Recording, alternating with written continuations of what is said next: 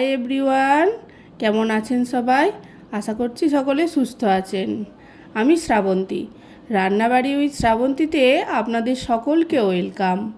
আজকে আমরা বানাবো ঘুগনি, যেটা রুটি, পরোটা বা মুড়ি যে কোনো কিছুর সাথেই খুব ভালো খাওয়া যায়। তো চলুন আমরা রান্নাটা আরম্ভ করি। তো ঘুগনি বানানোর জন্য আমি নিয়েছি মটর কলাই, যেটাকে আমি কাল রাত্রে ভিজিয়ে রেখেছিলাম আর আজ সকালে আমি এটা বানাচ্ছি। এই কলাইটার মধ্যে দিয়ে দেব লবণ,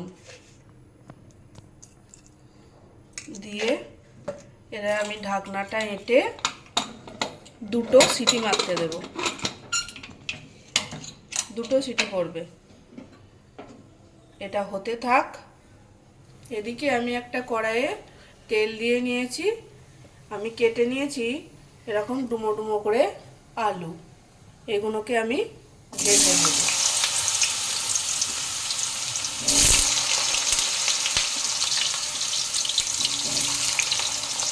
এগুলোকে আমি ভালো করে ভেজে তুলে রাখবো। দিয়ে দেবো অল্প লবণ, দিয়ে আমি আলুগুলো একদম ভালো করে ভেজে নেব।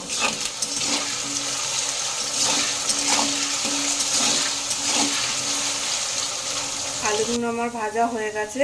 এবার একটা পাত্রে আমি আলুগুলো তুলে রাখবো।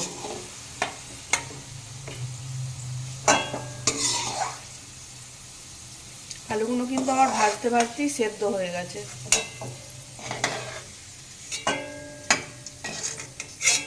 এবার ওই একই তেলে আমি ভেজে নেব নারকেল।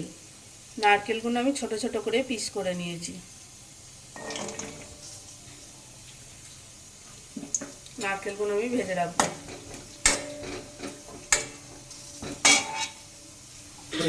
দিয়ে দেবো অল্প লবণ,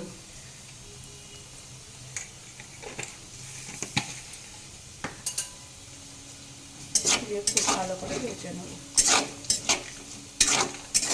নারকেলগুলো দেখুন লালচে ভাব চলে এসছে, এটা আমি এবার তুলে নেব।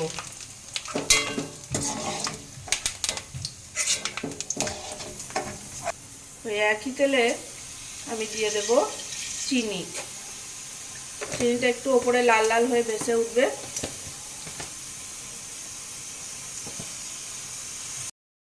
দেখুন চিনিটা ওপরে লাল লাল হয়ে ভেসে উঠেছে। সময় আমি দিয়ে দেব দুটো শুকনো লঙ্কা, দুটো কাঁচা লঙ্কা, আর দিয়ে দেব পেঁয়াজ কুচি।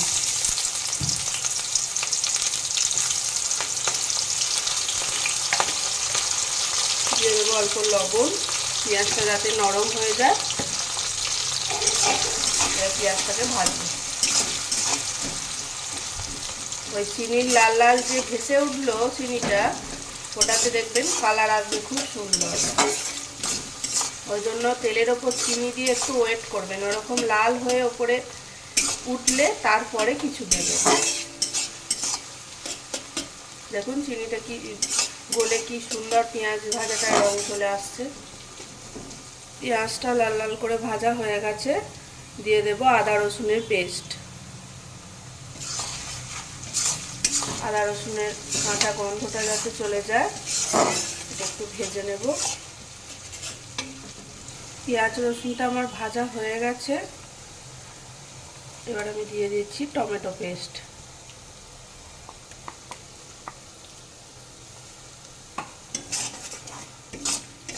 টমেটোটা একটু নেড়ে মিশিয়ে নেব।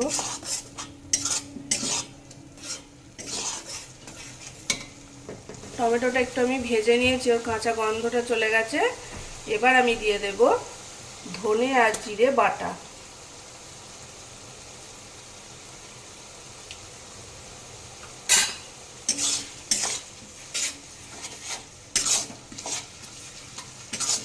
দিয়ে দেব হলুদ গুঁড়ো,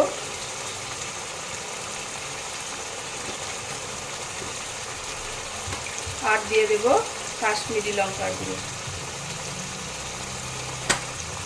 এবার আমি মশলাটা ভালো করে কষিয়ে নেব।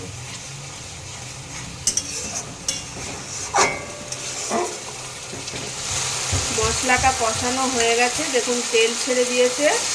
এবার আমি এর মধ্যে দিয়ে দেব ভাজা আলু আর নারকেলগুলো।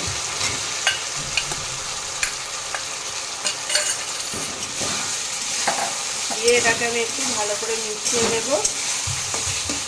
এই সময়তেই আমি এর মধ্যে দিয়ে দেব পরিমাণ মতো লবণ,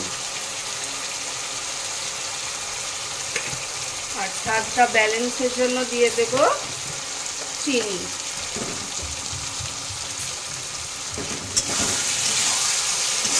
দিয়ে ভালো করে এটাকে কষিয়ে নেব।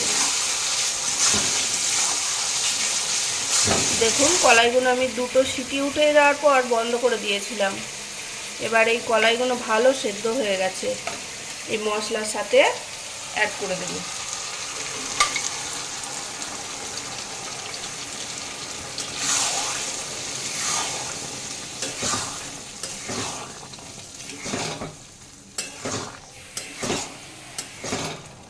এই স্টেজে আমি দিয়ে নেব গরম মশলা।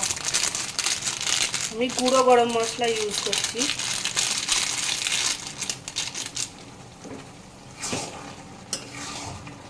একটু কষিয়ে নিয়ে তারপর আমি এর মধ্যে জল অ্যাড করে নেব।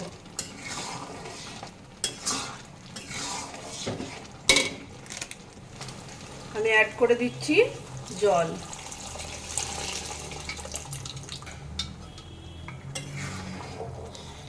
দিয়ে এটা 5-7 মিনিট ফুটিয়ে নেব, তাহলেই রেডি হয়ে যাবে আমার ঘুগনি।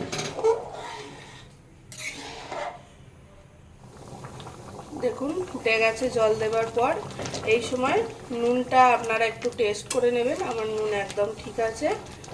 ব্যাস, আমি এবার গ্যাসটা বন্ধ করে দেব, কেননা এর থেকে বেশি ঝোলটা মরে গেলে এই ঘুগনিটা ঠান্ডা হবার পর আরও শক্ত হয়ে যাবে, বসে যাবে।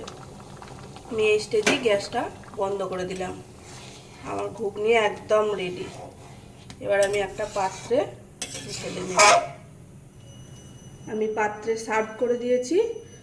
ওপর থেকে আমি গার্নিশিংয়ের জন্য দিয়ে দিচ্ছি পেঁয়াজ কুচি। চাইলে এর উপরে শসা বা লঙ্কা কুচিও দিতে পারেন, আমি দিচ্ছি না। দিয়ে দেব ভুজিয়া অল্প। এটা আপনারা মুড়ি বা রুটি যে কোনো কিছুর সাথেই খেতে পারেন, খুবই সুস্বাদু লাগবে খেতে।